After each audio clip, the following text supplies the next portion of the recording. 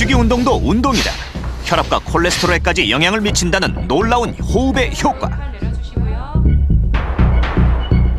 숨만 잘 쉬어도 건강해질 수 있다. 실험으로 밝히는 새로운 호흡의 비밀.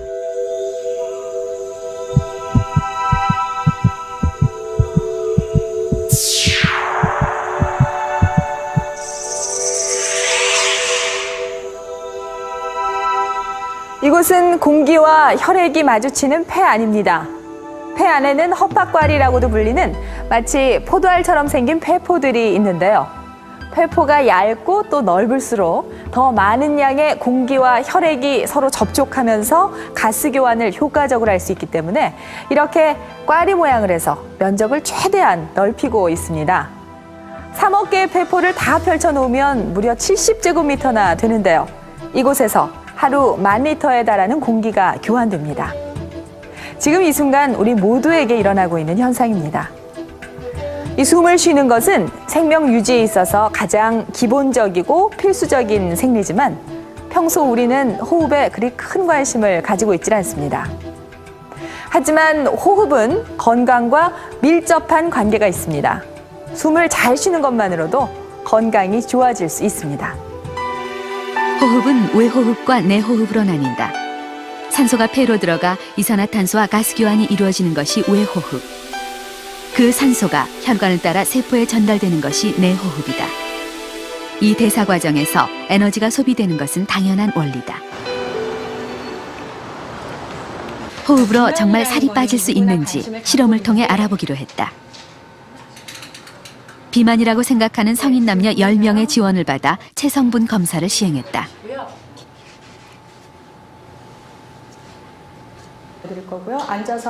그리고 올바른 호흡법을 가르쳐 주었다. 지도는 체육학 박사 고유선 씨가 도왔다. 실험 조건은 현재 생활 습관을 그대로 유지하고 하루 30분씩 복식 호흡을 하는 것이다. 식사량을 줄이지 않는 것도 당연히 포함됐다. 과연 호흡법만으로 살이 빠질 수 있을까? 3주 후 다시 같은 검사를 받아 전과 비교해봤다.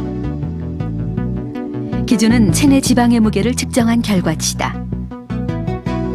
10명 중 7명에게서 체지방량 감소의 결과를 얻었다. 가장 큰 효과를 본 참가자의 경우엔 무려 6.3%나 줄였다. 효과가 있었던 사람들의 평균 체지방량 감소율은 1.4%다. 체중은 무려 5.1kg이나 감소한 사람도 있었다. 이것은 기대 이상의 결과였다. 참가자의 70% 정도에서 체지방량과 체질량 지수 그리고 허리둘레 감소를 보였습니다. 20일 동안의 짧은 기간이었던 것을 감안하면 하루 30분 이상 복식 호흡을 계속했을 경우에 이 복식 호흡이 세포 내 에너지 대사를 활발하게 해서 신진 대사를 활발히 함으로써 비만의 예방과 치료에 효과를 보일 것으로 기대가 됩니다. 지난 2004년 11월 미국 MIT에서 발행하는 과학기술지에는 이와 관련된 흥미로운 이론이 제시됐다. 음식이 소화되면 탄소 원자 형태로 혈액에 흡수되는데 탄소 원자는 몸 밖으로 나가지 않는 한 체중을 증가시킨다는 것이다. 따라서 체중을 줄이고 싶다면 적게 먹거나 호흡을 더 많이 해야 한다고 테크놀로지 리뷰에선 밝히고 있다. 호흡만으로 체중이 줄어든다는 이론을 검증해 보기로 했다. 복식호흡 수련자를 통해 일반 호흡과 복식호흡 시의 칼로리 소비량을 비교해봤다. 복식호흡을 단련한 수련자를 대상으로 안정시 대사량을 조사한 결과 일반 호흡을 했을 때와 복식호흡을 했을 때의 에너지 소비량이 거의 한 2배 정도의 칼로리를 소모하는 결과를 얻게 되었습니다. 그것으로 보아서 일반 호흡에 비해 복식호흡을 할 경우 호흡수의 차이는 있지만 소모되는 에너지 양은 복식호흡자가 더 많다고 생각이 됩니다. 실험 결과에 따르면 복식호흡을 1시간 동안 하는 것은 걷기 25분 혹은 맨손 체조나 자전거 타기를 35분간 한 운동량과 같다. 노르웨이의 오슬로 대학 파리 사치오글루 교수는 호흡에 관해 연구하고 있다. 그는 한 가지 흥미로운 실험 결과를 소개했다. 이 연구는 수다산 크리아란 요가식 복식 호흡을 한 사람들의 콜레스테롤 수치가 어떻게 변화하는지 조사한 겁니다. 검사는 호흡을 배우기 전과 시작한 지 7일, 그리고 45일 후에 했습니다. 복식 호흡을 시작한 지 45일 후에는 나쁜 콜레스테롤인 LDL의 수치가 25에서 30%까지 감소했죠. 반면 좋은 콜레스테롤인 HDL의 수치는 7일 후와 45일 후에 오히려 증가했습니다. 이와 같은 결과는 복식 호흡 수행이 혈중 지질 상태를 개선시켜서 일반적인 심혈관 계통의 건강에 도움이 된다는 것을 보여주고 있습니다. 정말 호흡이 혈압을 떨어뜨릴 수 있을까? 비교를 하기 위해서 혈압을 한번 일단 그 실험 고혈압 환자 3명과 일반인 1명을 대상으로 복식 호흡 후의 혈압 변화를 측정해봤다. 30분간의 복식 호흡 후 4명 모두 수축기 혈압과 이완기 혈압이 낮아짐을 확인할 수 있었다.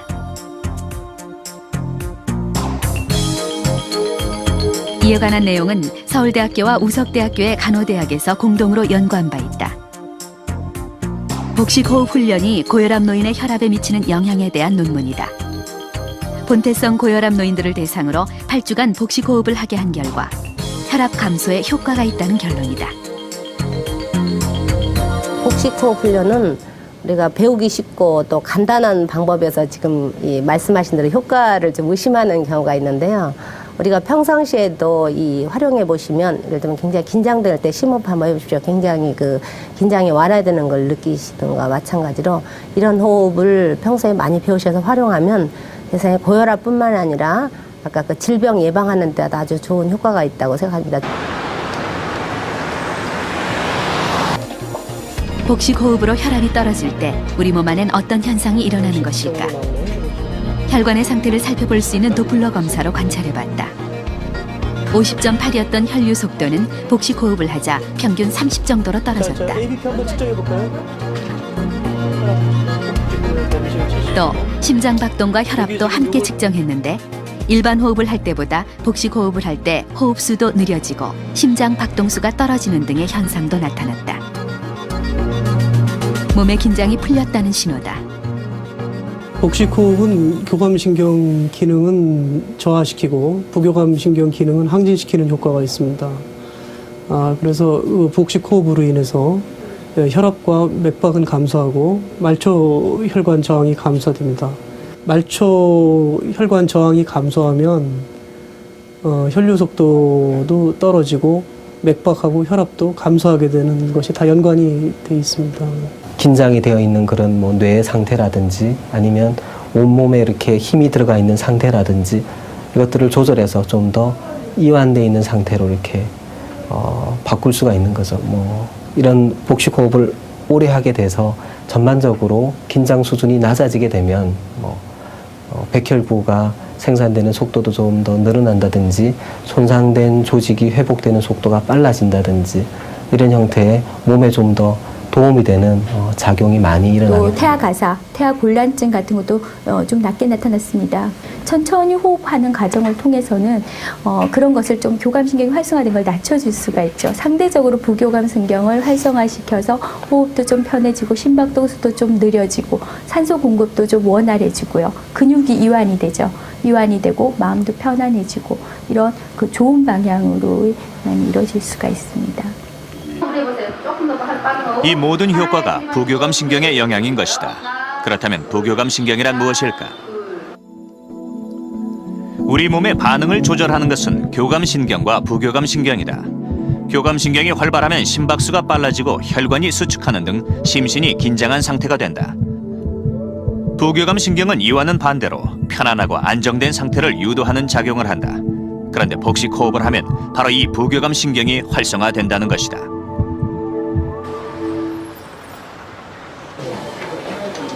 부교감 신경의 활성화를 어떻게 확인할 수 있을까? 우선 스트레스 호르몬의 변화를 측정해 보기로 했다.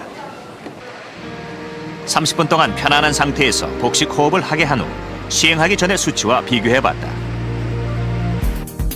실험 결과 스트레스 호르몬이 각각 9.8에서 6.03으로 16.3에서 12.48로 낮아짐을 확인할 수 있었다.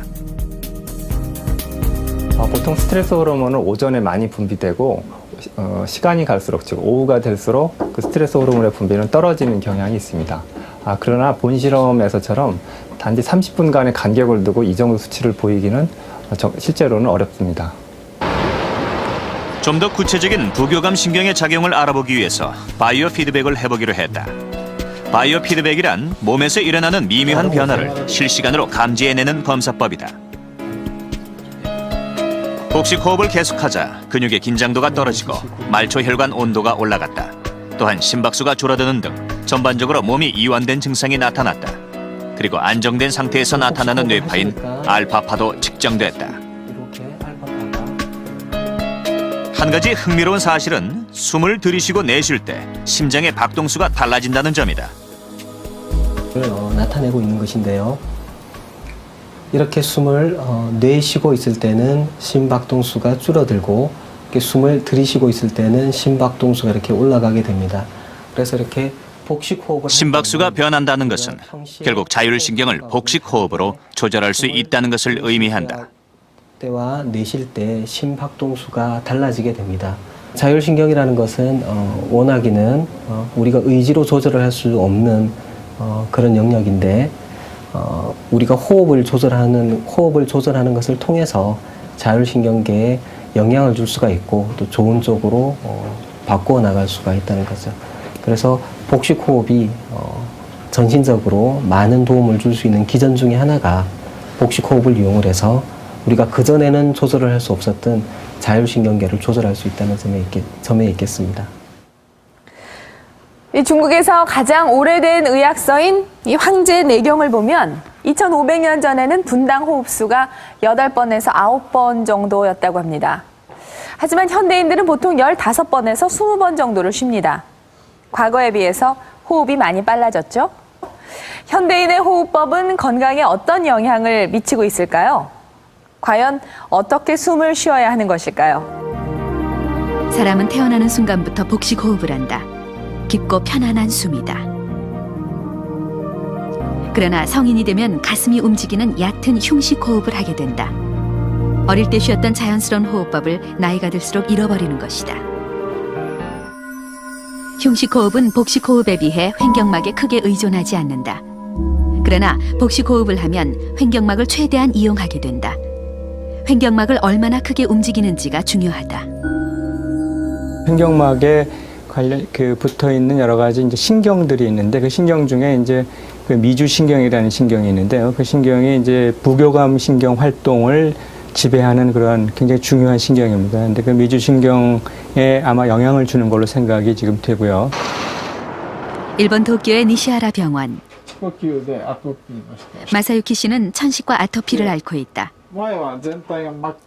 어렸을 때부터 입으로 호흡하는 습관이 있었는데 6개월 전 코로 숨을 쉬기 시작하면서 증상이 좋아졌다고 한다.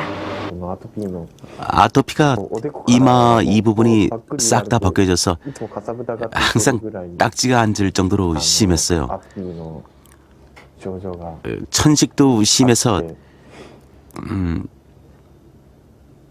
발작을 억제하는 약을 매일 소지하고 다닐 정도였는데 호흡 치료를 받은 다음부터는 지금은 그런 발작을 멈추는 약을 가지고 다니지 않을 정도가 됐죠.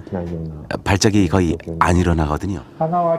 코는 커다란 정화 장치임과 동시에 가습기이기도 하기 때문에 코 호흡을 하지 않으면 직접적으로 세균투성이 공기가 목의 편도선을 망가뜨림과 동시에 건조된 공기가 폐에 들어가서 폐를 다치게 하는 것입니다. 니시하라 박사는 이 호흡이 면역 기능을 떨어뜨린다는 여러 가지 논문을 발표했다. 코로 숨을 쉬는 사람의 혈액을 보면 적혈구의 모양이 반듯하고 간격이 있다. 하지만 입호흡을 하는 사람의 적혈구는 그렇지가 않다. 교감 신경이 긴장하면은 이렇게 혈액이 달라붙어 버려요. 따라서 부교감 신경을 활성화시킴으로써 이 세포가 따로따로 분리돼서 산소를 충분히 운반할 수 있도록 하지 않으면 안 되는 겁니다.